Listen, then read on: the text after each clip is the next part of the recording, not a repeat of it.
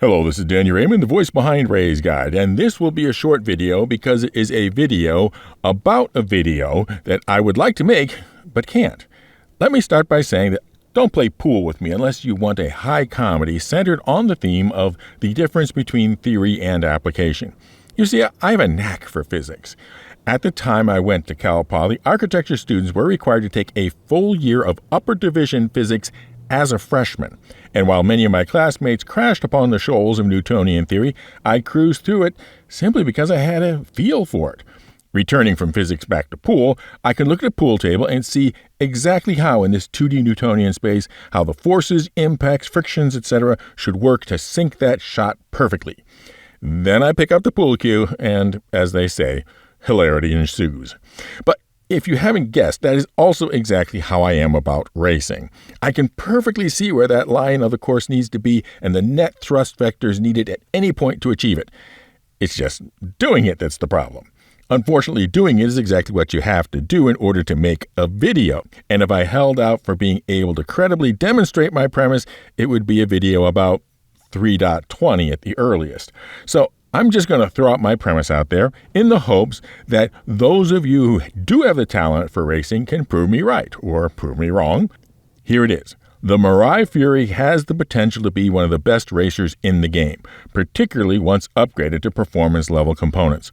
For players with beginning to intermediate skill level, it will outperform its stablemate, the Mirai Razor, that is nearly 3 times the cost. It will outrace anything at less than twice the price. I think that it should be considered, without question, the definitive starter racer in the verse. Why? First, small size means small collision box. You will not be scraping the walls in situations where other racers would. 2. The emphasis of most racers is straight line acceleration. That means you have to rely strongly on your rear thrusters to get around turns. This means that often you are flying blind around corners to get your decoupled thrust where you need it to be. You have to have your line completely memorized. With the Fury, vectored thrust means that you can be pointing in one direction and thrusting hard in any other direction you wish. You can be sighting your line independently of where you're thrusting, making it easier for the beginning to intermediate racer to stay on their line. Third, the bubble cockpit gives you a full view of your situation. Most racers are really limited in their downward visibility, making it hard to be aware of, for example, what your competitors are doing. So that's my premise.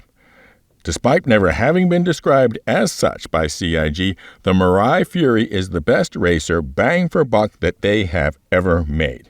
And for all the race lovers in the sound of my voice, prove me right or prove me wrong. I'm on the edge of my seat, frankly, wanting to see which one you do.